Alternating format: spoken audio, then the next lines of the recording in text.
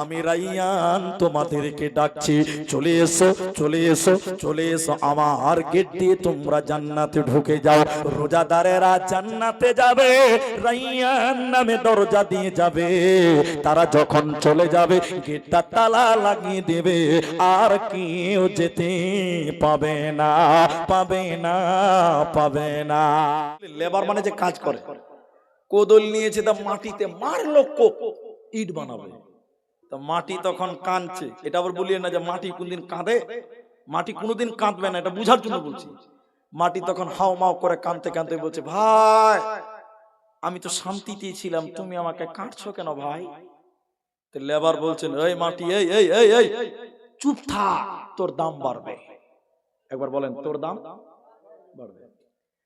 মাটিগুলো কাটার পর পানি ঢালছে মাটিতে, আগলা মাটিকে পা দিয়ে মাটিতে লাফ মারছে কাদা করার জন্য, আঠাল করার জন্য।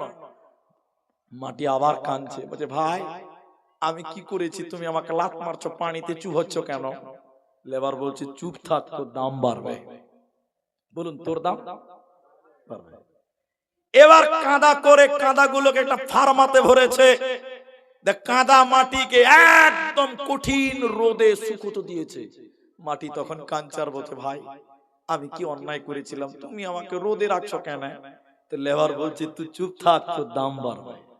বলুন, তোর দাম বাড়বে। আজীব ব্যাপার। এবার যখন মাটিটা শুকিয়ে গেছে, সাদা ইট হয়ে গেছে, ওই ইট গুলোকে গরম কয়লার ভিতরে বিছায়। কয়লাতে যখন দিচ্ছে, ভাই মাটি হাও মাও করে কাঁদতে কাঁদতে বলছে, ভাই কোন পাকা ধানে মই দিয়েছিলাম রে ভাই, তোর কোন দুশ্মনী আমি করেছি, তো আমাকে এত কষ্ট এবার আগুনে ভরছিস রে। তখন মালিক বলছে, মহাজন বলছে, এই এই এই এই চুপ চুপ, তোর দাম। বলুন, তোর দাম। বলেন, যখন ইট পুরে লাল টকটকা হয়, একটা ইট 12 টাকা, দাম বাড়লো না কমলো? সবাই বলেন ভাই। আচ্ছা বলেন, এইটি মাটি 12 টাকাতে কেউ কিনবে জি? কেউ যদি ওইটি মাটি নিয়ে বলে মাটি নিবে জি, মাটি যায় খাপার পেটের খাবার, তোর মাটিকে কিনবে আপনি? কিন্তু যেই লাভ খেলো, কোদলে কাটলো, পানিতে গেল, আগুনে গেল, রোদে গেল, তখন সবাই ওকে 12 টাকাতে কিনছে জি। এবার জোরে বলুন, দাম বাড়লো না কমলো ভাই? বাড়লো। এবার যেটা বলতে চেয়েছি, আল্লাহ বলছেন, আল্লাহ খুব ভোগ লেগেছে, এতটি ভাত খাবো। আল্লাহ বলছে, খেতে পাবি না। আল্লাহ খুব পানি পিচ্ছা লেগেছে, এক ঢোক পানি খাবো। আল্লাহ এক ঢোক, আল্লাহ বলছেন চলবে না, খবরদার। আল্লাহ বিয়ে করেছি, স্ত্রীটা খুব সুন্দর, দিনের বেলায় একটু মহব্বত করবো, আরো বলবো নিচে, বুঝেছেন তো, একটু মিলন করবো। আল্লাহ বলছে, খবরদার, বউ তোর, তুইও পাবি না। কেন পাবি না? আল্লাহ বলছে, তোর দাম বাড়বে। কথা বুঝতে পারেননি মনে হয়।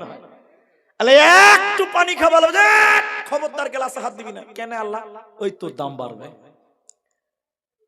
একটু ভাত খাবো, খুব ভোগ লেগেছে, না না না না চলবে না। কেন? আল্লাহ বলছে, তোর দাম বাড়বে। যখনই খেলো না, পান করলো না, স্ত্রী মিলন করলো না, আল্লাহ বলছে, লাআল্লাকুম তাত্তাকুন, তুই হলি পরেজগার, মুমিন, মুত্তাকি, আল্লাহ ভীরু, তোর জন্য জান্নাত ওয়েলকাম জানাবে, কোনো চিন্তা রবে না। হযরতে সাহল রাদিয়াল্লাহু তাআলা আনহু বলেন, জান্নাতের 8টা দরজা রয়েছে, ওর ভিতরে একটা দরজার নাম রায়্যান। রায়্যান বলুন কি নাম? এই দরজা কিয়ামতের দিন, বিচারের দিন এইভাবে মানুষের মতন কথা বলবে আর ডাকবে, হে রোজাদারেরা, তোমরা বিচারের মাঠে কে কোন দিকে রয়েছো? আমি রায়্যান তোমাদেরকে ডাকছি, চলে এসো, চলে এসো, চলে এসো, আমার গেট দিয়ে তোমরা জান্নাতে ঢুকে যাও। রোজাদারেরা জান্নাতে যাবে, রায়্যান নামে দরজা দিয়ে যাবে। তারা যখন চলে যাবে গেটটা তালা লাগিয়ে দেবে, আর কেউ যেতে পাবে না, পাবে না, পাবে না।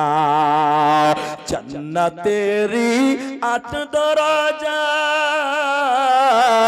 রাইয়ান নামে একটি দ্বার, সেই দ্বারেতে যাবেন শুধু যারা আল্লাহর রোজাদার।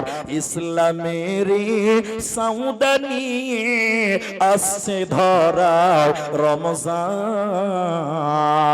ভোরের আগে নিয়ত বান্ধ ভুল করো না মুসলমান।